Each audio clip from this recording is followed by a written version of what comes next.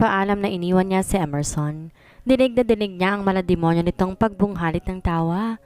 Bago siya tuluyang makalabas sa inookupan nitong apartment, umabot pa sa kanyang tenga ang pagsigaw nitong tawag sa kanyang pangalan pero hindi niya na ito tinugon. He better leave Emerson's place bago pa siya tuluyang mabaliw sa kapraningan ng kaibigan. Sakay ng Ferrari, walang tiyak na direksyon. Minaneho niya ang sasakyan. Wala pa siyang planong bumalik sa opisina and it's still too early para umuwi sa bahay. Letting his hands decide, niliko nito ang manibela, tsaka namalay na lang niyang pamilyar ang mga daang tinatahak ng kanyang sasakyan. Hindi pa huling umatras, tsaka siya liliko papunta sa kabilang direksyon ng kotse. But there's something inside him that wants to obey on his hand's action. Sisilip lang naman ako, hindi ko siya lalapitan. Pagkumbinse ni Xavier sa sarili. Sa huli, natagpuan niya ang sariling ipinagpapatuloy ang pagmamaneho patungo sa abalang-abalang flower shop. Puno yun ng mga customer. The loud bangs from his chest echoed in his ears nang mula sa kumpol ng mga tao at mga bulaklak na naroon, ninakaw na isang partikular na babae ang kanyang atensyon. Sweats are forming on her forehead but she did not look haggard. In fact, para tong bulaklak na nadiligan ng tubig. Presko itong tingnan. Wearing a simple white plain t-shirt, she managed to look classy. Pantalon ang suot nitong pang-ibaba pero sexy itong tingnan. Hindi man fit ang suot nitong damit pero halata ang kurba na nakatago sa natatakpan nitong katawan. Mabilisan niyang inabot ang bottled water sa passenger seat tsaka sinaid ng lagok ang laman ng tubig pagkabukas sa pagkabukas ng takip. Bigla kasing tumaas ang temperatura ng kanyang katawan kaya kailangan niyang agapan kagad ang tubig at pagdating ng apoy bago pa siya nito tuluyang lamunin at maigopo. Calm down, buddy. He patted his awakened groin then mentally counted hundreds of sheep. Ramdam niya ang matigas itong pagre-rebelde, kaya tingin niya matatagalan pa bago ito umamo. Nag-iba pa nga ang posisyon, kaya kailangan niya nang ibalik to sa dating pwesto. The girl is avoiding him. It's not just a hypothesis but a final conclusion after considering all the circumstantial evidence. Hindi mahirap hulaan na dumidistansya talaga sa kanyang dalaga. Pumupunta to sa kanilang bahay para sa ginagawang mini garden pero hindi niya to makatagpo ng daan. Daig pa niya ang may taong nakakahawang sakit tuwing umiiwas ito pagpalapit na siya. Sinuyod niya ng tingin si Jessica. Matangkad talaga ito. Masasabi niyang hindi ito kinulang sa height lalo pat bahagya lang ito kung makatingala sa kanya dati. Sweet siya. Mukhang siya lang naman na nag-iisang tao na nakatanggap ng pagsusuplada ni Angie. She have all the right to act like this towards me though. Una yung tungkol sa condom incident na nangyari sa presinto, tapos nadagdagan pa na nangyaring pagdukot at pagkamay ko sa kanya sa mesa. He groaned as flashbacks of what happened that day on that very moment freshened up and played smoothly again on his mind. Her first gasp on his ear the moment he cornered her on the table and rubbed his bulging fully clothed angry manhood straight to her lower body, tickled his senses. That gasp keeps on playing on his ear to the point that he started to seek a bottle of water in the middle of the night to ease the raging fire caused by Jessica's gasp. Last and longing visit him on a regular basis. I wonder if you felt that way I did since that day, Angie, he mentally said while looking straight at the girl who's now widely smiling in front of a male customer. Naikuyom niya ang palad. Hindi niya gusto ang tanawing nakahain ngayon sa kanyang harapan. There is a calm yet active tick-tock in his heart. Naramdam niyang ilang segundo lang sasabog pag nadetect ang kahit isang maling hakbang lang. Di nga siya nagkakamali ng hinuha. Nang masaksiyan ng kanyang dalawang mata ang pasimpleng paghagod ng kamay ng lalaki sa kamay na ipinanghawak ni Angie para iabot ang binili nitong bulaklak. Automatikong umaksyon ang kanyang kamay at paa. His hand opened his car's door in a snap at sa malalaking paghakbang, tinungo ng kanyang pa ang pintuan ng flower shop. Hindi nakaligtas sa kanyang paningin ang nabitin sa ering pagbati sana ng dalaga sa kanyang pagpasok. With the wide eyes, napanunok ito. She remained still on her place as he approached her. Madali antong umiwas ng tingin ng dalawang hakbang na lamang ang natitirang pagitan para marating niya ang pwesto nito. He grinned at the back of his head silently. Nagdiwang ang puso niya dahil may epekto siya sa dalaga. Akto na sana tong tatalikod para umalis. Matapos senya sana mata nito si Myrna na kasalukuyang nasa kabilang side at nag-aayos ng mga bulaklak para pumalit. The hell would he let her escape? Inisang hakbang niyang natitirang dalawang hakbang na distansyang nakapagitan sa kanilang dalawa. Naniga si Angie nang ipaloob niya ito sa kanyang mahigpit na yakap. With his face buried on her neck, he sniffed her scent, just like what he thought earlier. She may be sweating outside, but she smells like a morning jasmine, fresh and sweet. Planting a peck on her sensitive neck, her throat did a couple of ups and downs. I miss you too, baby, he whispered as he simply licked his tongue on her skin. Malakas ang puwersang natanggap niya mula sa dalaga nang makabawi ito sa pagkakatigil. Gustuhin man itong magwala dahil sa kanyang ginawa, pero ramdam niyang nagtimpi ito, lalo na't marami ng mga customers na nakapila. Kinikilig pa ang mga babaeng nakasaksi sa nangyari. Ang pagyakap na lang kay Angie ang nakita ng mga ito. Umalis ka dyan, may mga customer ako? Ani Jessica sa kanya sa blankong mukha. Napakagatlabi siya at saka pumunta sa gilid para bigyang daan ng mga customers na magbabayad. Hinalughog ng kanyang mata ang lalaking naglakas loob kanina na nang chancing kay Angie pero hindi niya na ito maapuhap. Satisfaction filled his system. Abo na rin ang naiwan sa time bomb na sumabog kanina. Kumalma na siya matapos sa matinding pagsabog. Pataghoy-taghoy na tinungo niyang daan patungo sa mini garden ng dalaga. Betting a million is just a piece of cake to prove that Jessica's stare is following his direction. Pasimple niya tong ninakawan ng tingin. Na makitang nakatiim ang bagang nito at dalawa na lang ang natitirang customer na nakapila, minabuti niyang dalian na ang pagpunta sa mini garden nito. Inako pa ni Xavier ang luyan at nilagay doon ang dalaga para gawing pahingahan. Keeping his eyes closed, his other senses are working sharply. His sense of smell activated when Jessica's fragrance filled his nostrils. The fragrance invaded the natural spot that the plants produce for human beings' daily need.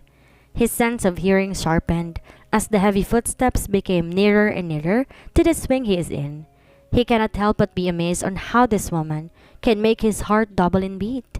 She makes him feel nervous in a good way. Babangon ka ba dyan at kusang lilisanin tong lugar ko? O tutulungan kitang pumikit habang buhay hanggang matiwasay mong lisanin tong mundo? Mamili ka. Kinuha pa yata ni Jessica ang boses nito sa kinailalimang bahagi ng kanyang diaphragm dahil sa sobrang lakas ng pagkakasigaw nito sa kanya. Lihim siyang natawa sa isip. He find her reaction cute. Ewan pero lahat na lang yata ng ekspresyon na makita niya sa mukha ni Angie, cute ang dating sa kanya.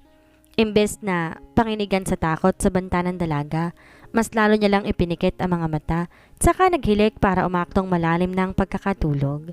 Nako naman, pagod na yata siya kaya ang bilis nakatulog. Teka lang ha, mahinang sabi ni Angie habang marahang inahaplos ang kanyang buhok. Narinig niya ang yabag nito lumayo. Hindi niya napigilan ng tuluyang paglabas ng ngiti sa kanyang labi. But everything is just calm as before a storm. Napasigaw na lamang siya ng malakas ng bigla ay gumalaw ang duyan na kanyang hinihigaan at ilang sandali bumagsak ang kanyang pangupo sa lupa. Nagkalasog-lasog yata pati ang maliliit na buto niya sa puwet sa lakas ng kanyang pagbagsak. Last mo na to, attorney, ha? Sa sunod mong pangungulit, kakasuhan na talaga kita ng illegal stalking. Alis! Taas ang dalawang braso, hinaharangan niya ang mga hampas nito. Hindi siya nito tinigilan hanggat umabot sila sa labas. Huling tapak mo na to dito, manyak! Huling sigaw ni Jessica bago siya nito pinagsarahan ng pinto. Madalian siyang tumakbo patungo ng sasakyan habang nakayokong tinatakpan ng mukha. Pinagtitinginan kasi siya ng mga tao sa labas. Galit ang ekspresyon ng mga mukha nito, marahil dahil sa huling sinabi ni Jessica. Bad trip talaga. This will definitely not our last encounter, Miss Mataray. Maaga ka yata. Dinagdagan mo ba ng 1 oras ng 1 hour advance set mo sa relo? Mas maaga pang pagdating mo kaysa ini-expect ko ha. Inihagis lang ni Jessica sa dumaraang kaibigan ang dalang backpack. Mabuti na lang at madalian ito yung nasalo. Di ako nagbukas ng shop ngayon, pero day off ko si Myrna. Wala rin akong gana makipaghalubilo ng maraming tao ngayon, kaya nagdesisyon na ako magpahinga na lang sa bahay. Kaso nga lang, every second na dumaan, naboboard ako. Wala naman akong ginawa pero nanlalata yung katawan ko. Mahabang salaysay nga kay Apple. Teka muna. May gamot ka ba dyan para sa pananakit ng dede? Sumasakit kasi tong dede ko kanina pa. Dalang stethoscope na nakasampay sa leeg, nilapitan siya ni Apple. Akala niya ilalapit yun ng kaibigan sa kanyang dibdib, pero lumihis ng direksyon ng kamay nito. Imbes sa tapat ng dibdib, ang stethoscope nilagay sa kanyang noo.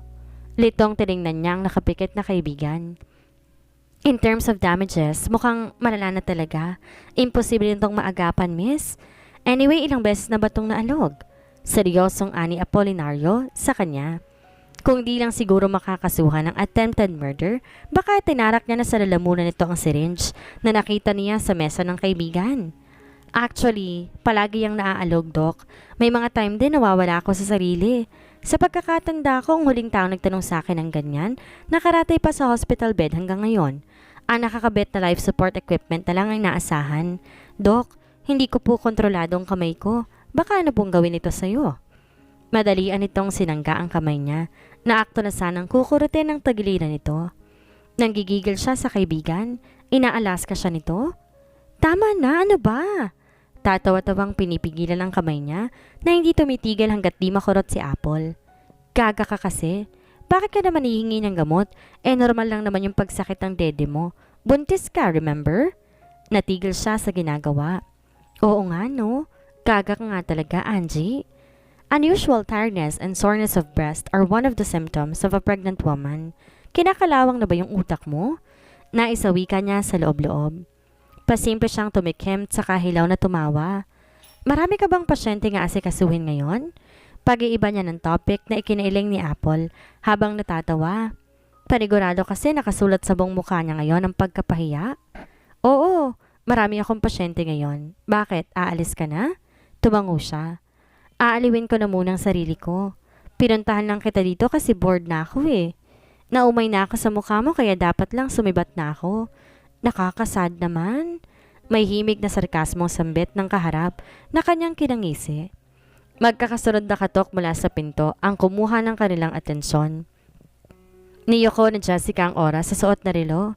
It is already 8 in the morning. Marahil nagsisimula ng visiting hours ng mga pasyente kay Apple. Hindi nga siya nagkamali ng hinuha nang buksan ng isang nurse ang silid na inuukupo nila. Doc, pababalikin ko na lang po ba sila mamaya? Pasimpleng tumay ng nurse sa gawin niya, saka yumuko na saglit bilang pagbati. Sinuklian niya yon pabalik ng maaga ang ngiti. Di na hinintay pa ni Anjing tumungo si Apolinario sa tanong ng nurse bilang tugon. She can wait but the patient should not. Knowing Apple hindi malabo na unahin siya nito. Tumayo siya at saka humakbang tungo sa pinto to excuse herself. Aktong ihahatid pa sana siya ni Apolinario palabas pero pinigilan niya ito. Wag na, di mo na ako kailangan ihatid pa sa labas. May stock ka ng pagkain sa bahay, di ba? Itataob ko lahat ng yan kasi nagrereklamo tong munting buhay sa tiyan ko. Mauna na ako. Pipihitin niya na sana ang doorknob para tuluyan ang makalabas pero muling bumalik ang kanyang mga paa papunta kay Apple. She hugged him tight and mentally uttered a word of thanks before she decided to break her embrace. Jessica mouthed a bye before leaving the room. Luna ng sasakyan niyang van, nagmaneho siya patungo sa bahay ni Apple. Hindi to kalayuan sa ospital na pinagtatrabahuhan nito, kaya pa ilang saglit lang nakarating kaagad siya. Tulad nga na sinabi niya sa kaibigan, sa kusina siya nito dumiretso pagkapasok niya sa bahay, matapos buksan ang pintuan gamit ng susi na inilalagay lang nito sa ilalim ng paso. She grinned as she saw a sticky note on the refrigerator. Natawa pa siya nang nalagay ni Apple doon ay isang paalala na dapat ubusin niya ang lahat ng putahe na inihanda nito dahil tama ang mag-aksaya ng pagkain, lalo pat mahal na mga bilihin ngayon. Napaawang ng malaki ang labi ni Angie nang bumungad sa kanyang paningin ang laman ng ref pagkabukas. A variety of food occupied the refrigerator's lower area, pero napalitan ng pagsimangot ang kanyang pagkamangha nang wala siyang namataan na soft drinks sa gilid ng lagayan. Dati-dati naman nag-iimbak talaga ito, lalo na't aware ito na sumusulpot siya rito ng anumang oras niya gugustuhin. Nangahaba ang usong nilabas niya ang mga lutong pagkain. Maaga siguro tong nagising para mamalengke dahil nag-text siya kagabi na pupuntahan niya ito ngayong araw. Isa-isa niyang ininit ang mga putahe sa kalan. Wala kasi tong microwave. Ilang beses niya tong sinabihang bumili na pero sa sobrang busy yata, nawawala sa isip. Ilang beses siyang napalagok ng laway dahil sa singaw ng bango ng ulam na siyang direktang pumapasok sa kanyang ilong. Nasukat talaga ang galing niya sa pagtitimpi nang hindi niya paunti-unting kinain ng mga nauna niyang ininit na putahe hanggang sa matapos siya. She set the mini table sa harap ng telebisyon, tsaka nilagay doon ang mga ulam. Sumunod sumandok siya ng isang pinggan ng kanin at ipinuwesto iyon sa pinakamalapit na parte. Matapos makapaghugas ng kamay, bumalik siya sa living room, tsaka bumuhay ng TV bago sumalampak ng upo sa sahig. Naglalaway na pinagpiestahan ng kanyang mga mata ang 5 putahe ng ulam na nakahain ngayon sa kanyang harapan. Marami yon para sa iba pero sa estado ng pagrereklamo ng tiyan niya ngayon, mukhang kukulangin pa ang lahat ng to. Apple is so thoughtful. Alam siguro nitong hindi ito uubra sa kanya, ang light meal, kaya kahit umaga pa lang heavy meal na ang inihanda nito. Grinning from ear to ear, una niyang nilantakan ang pusit. Mas lalo pang naglaway ang kanyang bagang dahil nanuot sa kanyang dila ang lasa ng perpektong kombinasyon ng tamis at anghang. Tinabi pa niya ang kutsara at nagkamay na lamang. Malalaki ang ginawa niyang pagsubo, lalo na nga't ang sarsang pusit ay inihasahog niya sa kanin. Naka-on din ang TV, pero ang atensyon niya ay nakatuon lang sa harap ng sweet and spicy dried pusit na specialty ni Apple. The best talaga ito. Nakangalahati niya na ang ulam pero napasimangot na lang si Jessica.